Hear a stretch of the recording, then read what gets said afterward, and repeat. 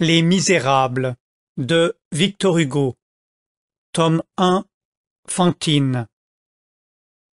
Livre premier, Injuste.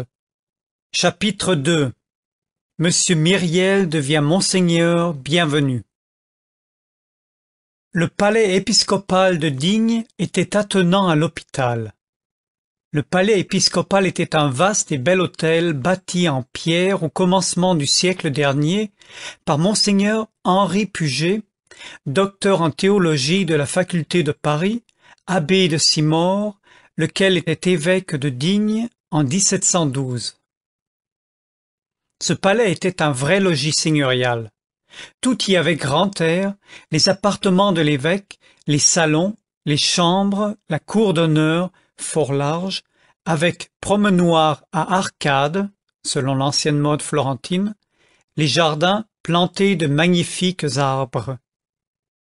Dans la salle à manger, longue et superbe galerie qui était au rez-de-chaussée et s'ouvrait sur les jardins, Monseigneur Henri Puget avait donné à manger en cérémonie le 29 juillet 1714 à Messeigneurs Charles Brulart de Genlis, archevêque prince d'Embrun, Antoine de Mesgrigny, capucin évêque de Grasse, Philippe de Vendôme, grand prieur de France, abbé de Saint-Honoré de Lérins, François de Berton de Grillon, évêque baron de Vence, César de Sabran de Forcalquier, évêque seigneur de Glandève, et Jean Soanen, prêtre de l'Oratoire, prédicateur ordinaire du roi, évêque seigneur de Séné.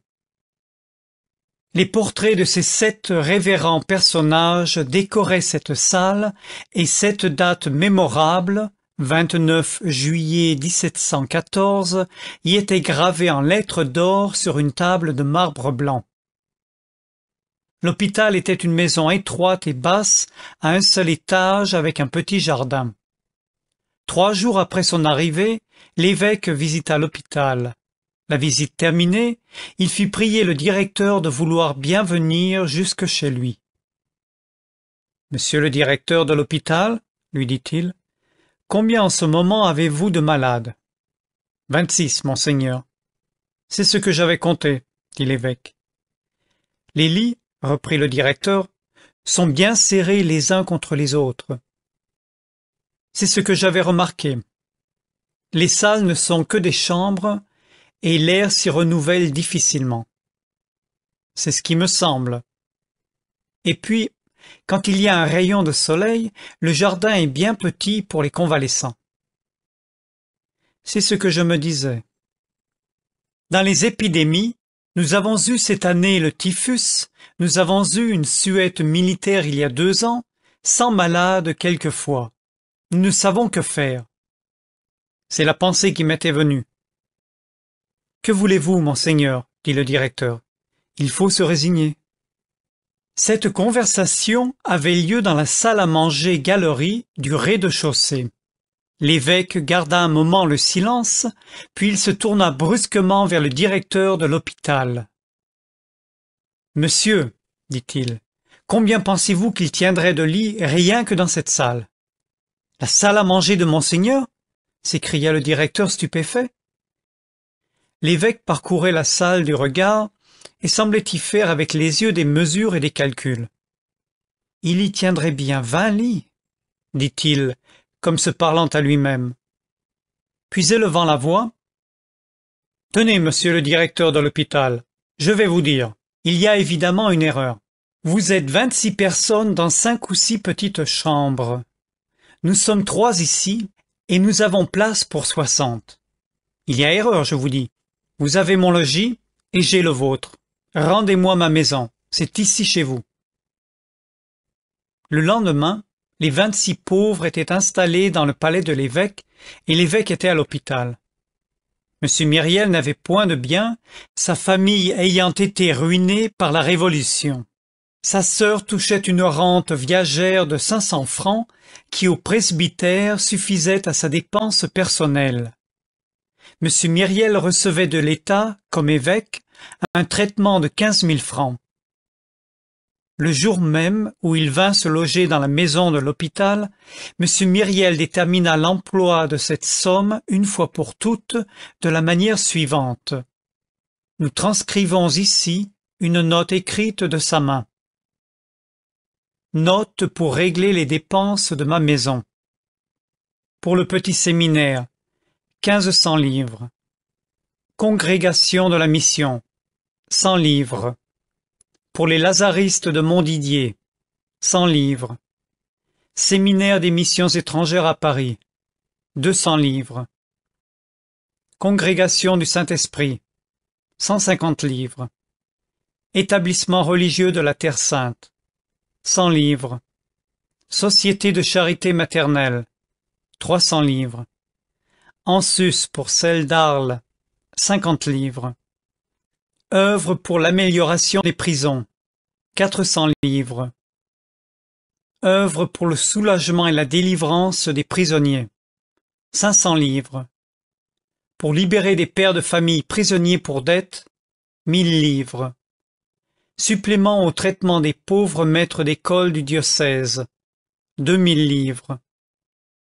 Grenier d'abondance des Hautes-Alpes, 100 livres. Congrégation des dames de Digne, de Manosque et de Sisteron, pour l'enseignement gratuit des filles indigentes, 1500 livres. Pour les pauvres, 6000 livres. Ma dépense personnelle, 1000 livres. Total, 15 000 livres. Pendant tout le temps qu'il occupa le siège de Digne, M. Myriel ne changea presque rien à cet arrangement. Il appelait cela, comme on voit, avoir réglé les dépenses de sa maison. Cet arrangement fut accepté avec une soumission absolue par mademoiselle Baptistine. Pour cette sainte fille, monsieur de Digne était tout à la fois son frère et son évêque, son ami selon la nature et son supérieur selon l'Église. Elle l'aimait et elle le vénérait tout simplement. Quand il parlait, elle s'inclinait. Quand il agissait, elle adhérait. La servante seule, madame Magloire, murmura un peu. Monsieur l'évêque, on l'a pu remarquer, ne s'était réservé que 1000 livres, ce qui, joint à la pension de mademoiselle Baptistine, faisait 1500 francs par an. Avec ces 1500 francs, ces deux vieilles femmes et ce vieillard vivaient. Et quand un curé de village venait à Digne, monsieur l'évêque trouvait encore moyen de le traiter, grâce à la sévère économie de madame Magloire et à l'intelligente administration de mademoiselle Baptistine. Un jour, il était à Digne depuis environ 3 mois, l'évêque dit « Avec tout cela, je suis bien gêné. » « Je le crois bien, » s'écria madame Magloire. « Monseigneur n'a seulement pas réclamé la rente que le département lui doit pour ses frais de carrosse en ville et de tournée dans le diocèse. Pour les évêques d'autrefois, c'était l'usage. »« Tiens, dit l'évêque, vous avez raison, madame Magloire. » Il fit sa réclamation. Quelque temps après, le Conseil général, prenant cette demande en considération, lui vota une somme annuelle de 3000 francs sous cette rubrique: allocation à monsieur l'évêque pour frais de carrosse, frais de poste et frais de tournée pastorale. Cela fit beaucoup crier la bourgeoisie locale, et à cette occasion, un sénateur de l'Empire, ancien membre du Conseil des 500, favorable au 18 Brumaire et pourvu près de la ville de Digne d'une sénatorie magnifique, écrivit au ministre des Cultes, M. Bigot de Préameneux, un petit billet irrité et confidentiel dont nous extrayons ces lignes authentiques. Des frais de carrosse? Pourquoi faire dans une ville de moins de 4000 habitants? Des frais de poste et de tournée? À quoi bon ces tournées d'abord? Ensuite, comment courir la poste dans un pays de montagne? Il n'y a pas de route. On ne va qu'à cheval. Le pont même de la Durance, à Château-Arnoux, peut à peine porter des charrettes à bœufs. Ces prêtres sont tous ainsi, avides et avares. Celui-ci a fait le bon apôtre en arrivant. Maintenant, il fait comme les autres. Il lui faut carrosse et chaise de poste.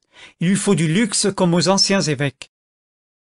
Oh, toute cette prêtraille! Monsieur le comte, les choses n'iront bien que lorsque l'empereur nous aura délivrés des calotins. À bas le pape! Les affaires se brouillaient avec Rome. Quant à moi, je suis pour César tout seul, etc., etc. La chose, en revanche, réjouit fort madame Magloire. Bon, dit-elle à mademoiselle Baptistine, monseigneur a commencé par les autres, mais il a bien fallu qu'il finît par lui-même. Il a réglé toutes ses charités. Voilà 3000 livres pour nous. Enfin. Le soir même, l'évêque écrivit et remit à sa sœur une note ainsi conçue. Frais de carrosse et de tournée. Pour donner du bouillon de viande aux malades de l'hôpital, 1500 livres. Pour la Société de charité maternelle d'Aix, 250 livres. Pour la Société de charité maternelle de Draguignan, 250 livres. Pour les enfants trouvés, 500 livres. Pour les orphelins, 500 livres. Total, 3000 livres. Tel était le budget de M. Myriel.